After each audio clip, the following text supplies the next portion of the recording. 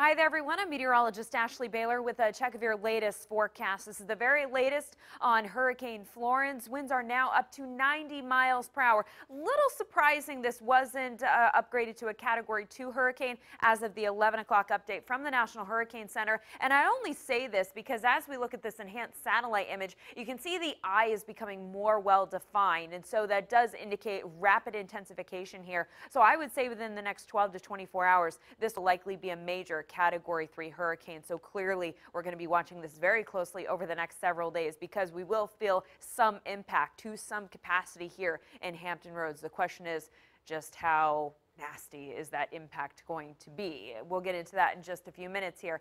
But let's take a look at Florence. Again, winds up to 90 miles per hour now. It continues on its westerly track at 7 miles per hour. Here we go towards tomorrow night. You can see it is expected to be a major Category 3 hurricane with winds sustained at 120 miles per hour. Then let's take you on into Tuesday. Here we are Tuesday night. Winds picking up to 150 miles per hour. So it's a strong Category 4 hurricane. As it continues on its track towards the East Coast, here we are Wednesday evening, winds at 150 miles per hour as it makes the approach to North Carolina. Now here's the thing, the track of this has really not changed from the 5 o'clock update to the 11 o'clock update. So as I've been saying, the more consistency we see here, the more it actually builds confidence in the forecast that this is what's going to happen. And so you can see for the initial landfall, Hampton Roads just barely in the cone of uncertainty. So I would say a direct hit in Hampton Roads is becoming less and less likely. Is it completely out of the realm of possibilities? No, but it is looking less likely. I would say if there was going to be any shift in the track, it would probably scoot as far north as, let's say, Kitty Hawk, Kill Devil Hills, Nags Head, or it could possibly scoot farther south down towards Myrtle Beach or Charleston, South Carolina. But it looks like Wilmington is staying pretty consistent with taking the brunt of this hurricane. Now, as it moves on land, of course, the interaction, the friction of the land will cause the storm to weaken considerably. So by the time we get to Friday, it is likely going to be a tropical storm, although I could argue it may maintain Category 1 strength. That would be 74 miles per hour or higher. Now here's a look at our spaghetti models, and you can see, look at that consistency from now all the way through Thursday. It's really not often we see this much consistency this far in advance, but again, consistency builds confidence here. But one thing we need to continue to point out is this CMC, which is the Canadian model, this light blue line here. And we also need to continue to point out this turquoise line, which is actually our American model. And both of those models do have it making landfall to a degree somewhere along the Outer Banks, but more importantly, both of those models have Florence just kind of meandering off the coast.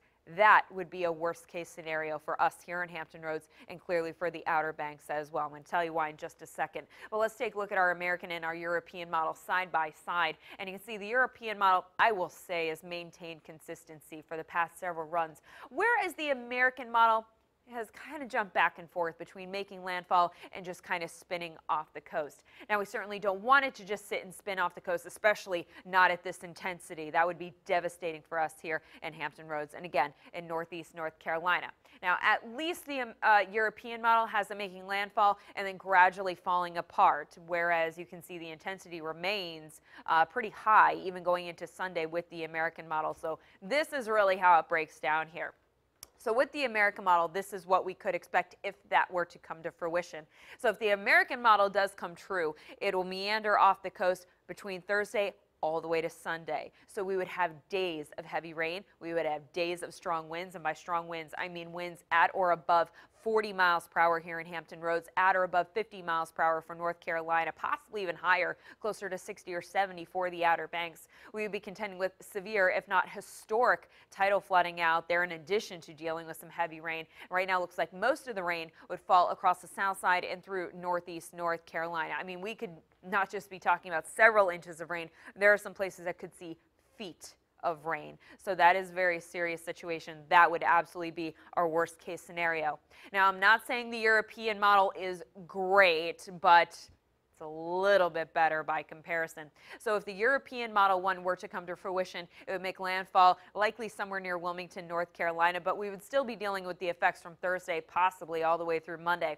Now, we would not see as much wind as expected, so we would not be contending with 40, 50, 60-mile-per-hour winds. A little bit of good news there, considering the ground is already pretty saturated. So as we saw with Isabel, it doesn't take much wind to bring down lots of trees when the ground is already saturated. So we would continue to watch out for that. Now, tidal flooding wouldn't be as bad as expected either, because that would give us more of a south-southeast wind. So yes, it would push some water on shore, but in a little bit of a different sense. It would push it on shore, likely down towards Currituck, Pungo, Dolly Corner, Sandbridge Beach, places like that. So we will still continue to monitor that situation. And most of the rain, if the European model comes true, would actually be farther inland out towards the Roanoke area.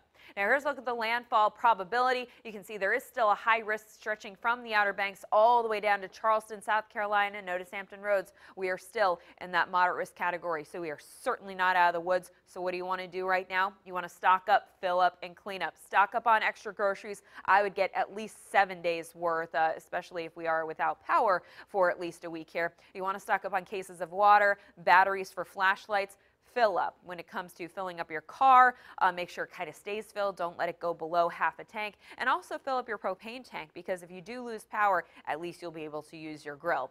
And of course, clean up. If you have any summer chaise lounges outside or some patio furniture, a hammock, whatever it may be, now would be the time to bring that indoors, because you probably won't need it. And it's just one less thing you'll have to worry about, you know, if we really started to get into the 11th hour here and you did maybe need to evacuate. That is a big question that we keep getting. That is nothing that we can determine at this point. That would not come down for us. But of course, if any evacuations go into effect, we'll of course let you know right here at wavy.com, and also on there. We'll keep you updated on social media as well. But that's the very latest on Florence. Stay safe out there, and again, keep up to date with every single advisory that comes in from the National Hurricane Center. Meteorologist Jeremy Wheeler will be with you starting at 4:30 tomorrow morning.